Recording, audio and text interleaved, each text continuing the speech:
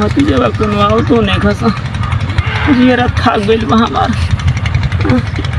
जी थक गइल सामान इतना भारी ले लेबानी दोगला का 14 सुन तो नहीं खसा कि का करी लगता फोन करे पड़ी कहले रहनी कि यही से रास्ता में चल नहीं खा जाता हमारा फोन करे पड़ी लगता चली देखी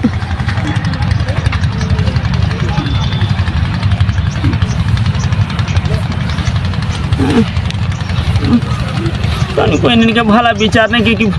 होती है चली तनी रास्ता से साइकिलिया से ले ली लगा तो फोन करे के पड़ी न तो ना सुनिया सा बड़ा नेरा बड़ा सा बैठी तनी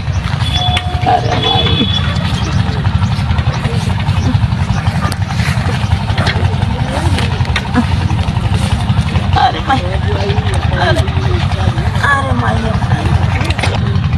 तो नहीं खसा फोन लगाए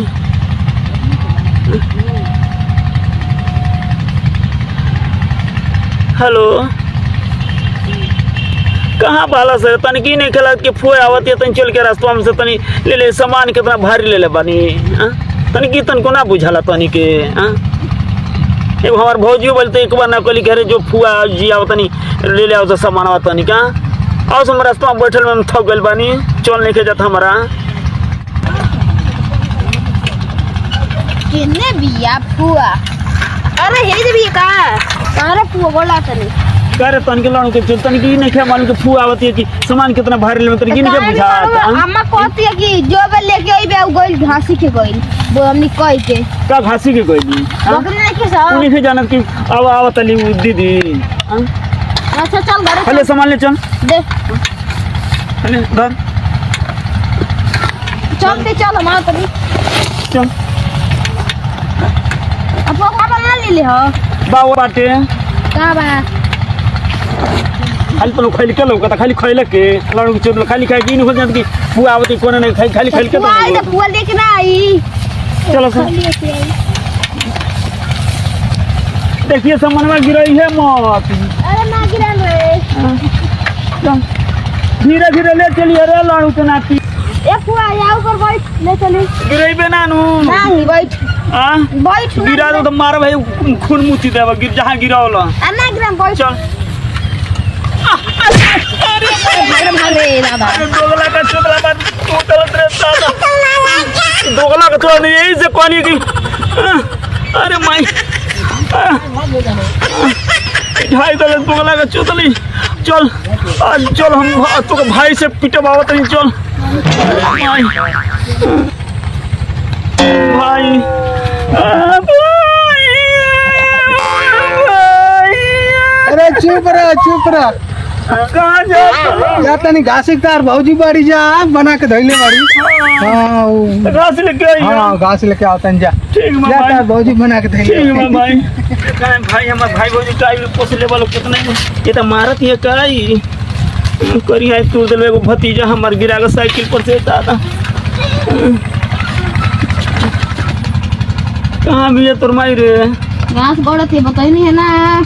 तुझे बुला के लेके आ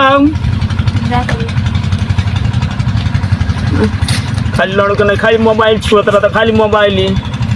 अनेरा कहीं का अरे माई वाह बोला हुआ आइल बिया हां अबे बता दिया कब का आइल बाड़ी अब आने तो आई लियो कुछ लेके ना आई लियो रे लेने के आई ना अरे उ छुछे आ जाले आओ चल हां चलो मुर्गो आवत माई देख लो चलो मुर्गो डांसी चलो चलो आओ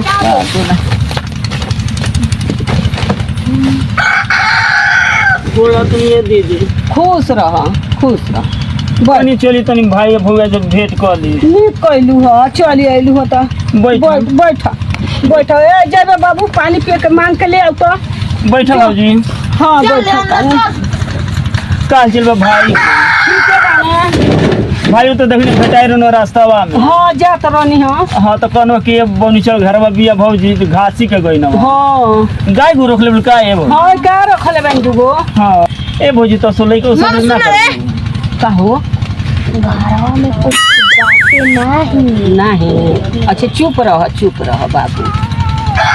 ए भौजी रहो तो पानी उन्हें ना पिया हम नहीं अब नहीं जल्दी खा तो पौने पानी पियास लगा नहीं तो उ भैया कहना ना कि हाँ। आवती है बोनी तो रखी है ए भौजी मी कहत नहीं कि असले कौन के शादी ना करबू का करम हाँ? करे के ह आवे न सतीम कहरुआ तो हाँ तो हम भैया से कहनी कि असो शादी ब्याह करिए तब ने गोदी हाँ ने दिया ही रोगा के हाँ हाँ कैसे यही खाती नहीं मिल जाओ है कुल आइल बानी कुल लइकन के खाए पिए के कपड़ा लता कुल बाटे ठीक बाटे ठीक बा भतीजा के ले झगेड़ी लो है तो के पूरा लाई गाड़ी हाँ। ले लो आ देखब है ले आइल बानी चीनी ले और पुआ के पानी पिए के रह दो भौजी हाँ तू ठीक है बालू ना भौजी हाँ ठीक बानी बुआ मैं तो मोबाइल ले लेतानी देखबू है तो बोला तो खाली झिटाई में रहता हो भौजी अरे वैसे कुरफाती ह तोर फूफा का फोन आवेला ऊपर से छोड़ सिम में निकाल के ले लिए मोबाइल हमके दे आय बापा ये फूफा का फोन आवेला ऊपर आप ना पूरा खरीद लिया ना अरे तार पापा ये तबे मारे लग हैं हाँ। पुआ के ले बात चुरवाइले रह रहे तो देखबू भौजी अरे ऐसे ने हौवे चलाए। घर फोरनो ह है ना कहना नहीं सुनेला मन देव तो हेतु जुके लइका मोबाइल चले सब हाँ ये ना करता न सो अब हमारे घर हमार लेके कहे से कि मम्मी कहाँ गेल फोन दे दलस ये हाँ हम महीने को कुछ भेटा उठा जे हमारे झिटता ही हाँ देख लो ऐसे ने रोहन ते भौजी तब चलता नहीं हो आज रोहन रहू आज लइका फेंक ओइ ना माजो हमरे घर कहनी है कि जात तो मिल के चल आइए ताज रात भर रही ना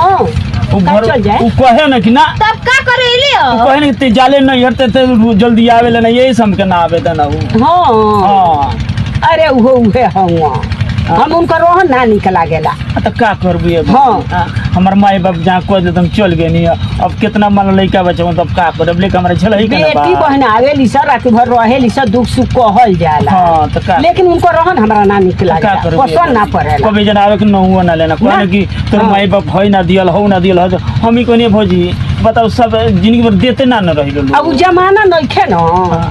कि देत रही हां तो ये ना अरे हो गइल तो असल एक वक्त से अगर तो उनके तो बोलाएं। उनके कुछ दे दिए भौजी हाँ सो उनके दे दे एगो चीना दे दे जिंदगी भर कहे ना कि तोर